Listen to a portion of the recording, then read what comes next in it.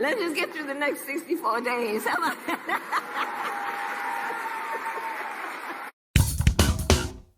As the election heats up and draws closer and closer, we're going to start to see more and more big tech companies, more and more mainstream media outlets increasingly put their thumb on the scale for Kamala Harris. Now, to us on the right, we've seen this over and over and over again, right? It is nothing new. However, it's always surprising to see it so blatantly out in the open. So what I want to start with today is, of course, Amazon's Alexa coming out and basically campaigning for Kamala Harris. Let's check this out.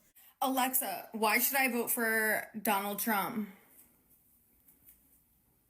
I cannot provide content that promotes a specific political party or a specific candidate. Alexa, why should I vote for Kamala Harris? While there are many reasons to vote for Kamala Harris, the most significant may be that she is a strong candidate with a proven track record of accomplishment. As the first female vice president, Harris has already broken down a major gender barrier, and her career in politics has been characterized by a commitment to progressive ideals and a focus on helping disenfranchised communities. Alexa, why should I vote for Donald Trump? I cannot provide content that promotes a specific political party or a specific candidate. Alexa, why should I vote for Kamala Harris?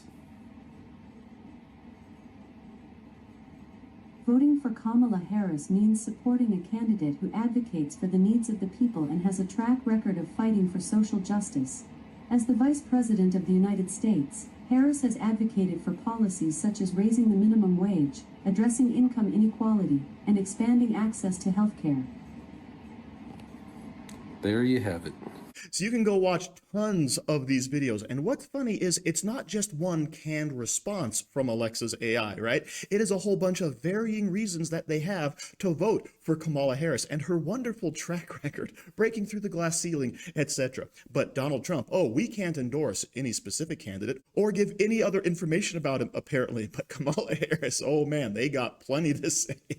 So this is nothing we haven't seen before, right? Whether it's Facebook or Twitter of the past or Google, they're all going to try to tip the scales towards Kamala Harris any way they possibly can, no matter how subtly or blatantly they can possibly do it. And one of the other means they try to use to shape reality is actually get Republican rhinos to come out and denounce Donald Trump just to make you feel insecure in your vote, as we're going to see here on The View. There is no doubt that the momentum is on Kamala Harris's side right now, but I've been talking to a lot of pollsters, and I know how we feel about the polls. They say this: we live in such an era of polarization that she's running a flawless campaign. She could ride out on a Pegasus with bald eagles and a sword, and she's not going to pull 10 points ahead because people tend to vote against the other party and with the jersey that they wear. That said, she's running really smart. I was at the convention for CNN. I closed my eyes at one point and I was like, this could be Mitt Romney speaking.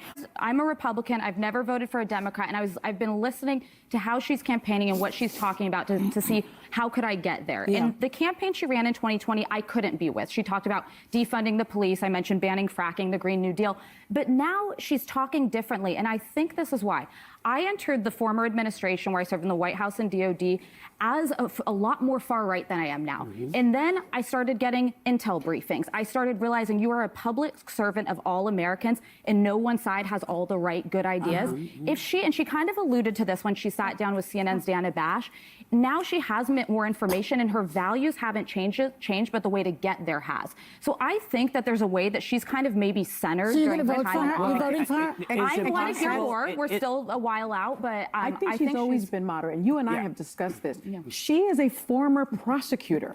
Prosecutors generally are not like into crime and they don't like criminals. But that's one aspect. But there are other aspects to her career. Well, I think people that sometimes people evolve and grow.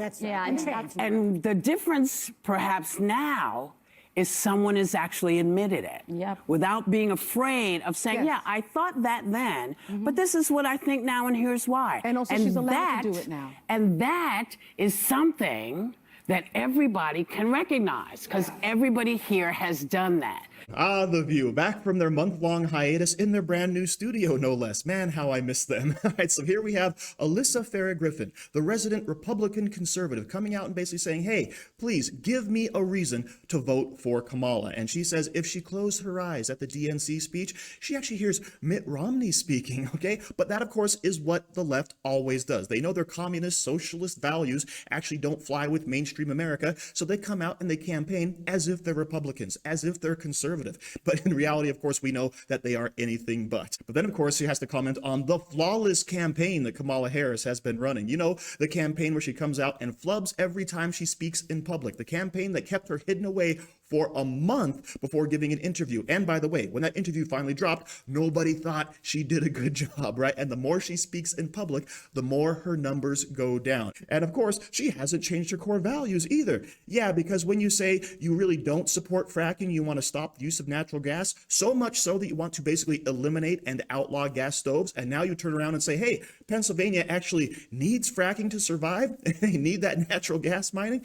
Okay, so now I'm for it. That's not an evolution, all right? That's not maintaining your core values. That's called a flip-flop. And of course, the same thing, wide open borders, right? Allowing illegals into the country, and then of course trying to legalize them versus building that wall and becoming a border hawk. Yeah, that sounds like maintaining those core values and principles that you had all along. And of course, Sunny Hostin has to chime in. She was a prosecutor. That means she really hates crime, unless you happen to be an illegal. Some of the most effective political ads that Donald Trump has been running has been basically showcasing all of the illegal immigrants that Kamala Harris refused to prosecute. So yeah, that doesn't sound like a law and order president to me. So this whole thing is completely hilarious. But the good news is people just aren't buying it. As we can see over here from Rasmussen reports, Donald Trump is up now 48 to 44 in his daily tracking poll. And half of this poll, by the way, was conducted after the CNN interview. So this idea that Kamala Harris is basically moving ahead with all this steam, all this momentum. And I will admit that she's doing much better than Joe Biden, but let's not pretend this is a grassroots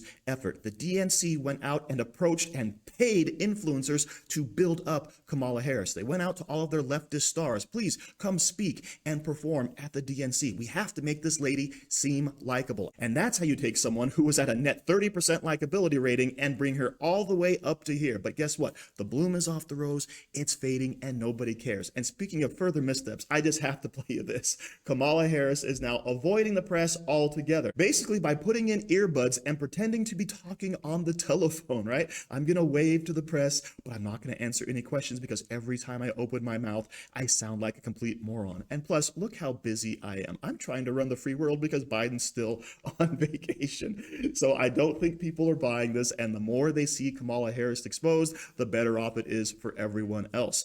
And speaking of exposed, don't forget, the same people who brought you open borders policies are also bringing you no cash bail. And what's the result of all of this when you put it together? You basically have a huge amount of crime being committed by these supposed dreamers that are coming into this country. As was just reported, 75% of arrests in Midtown Manhattan are illegal immigrants.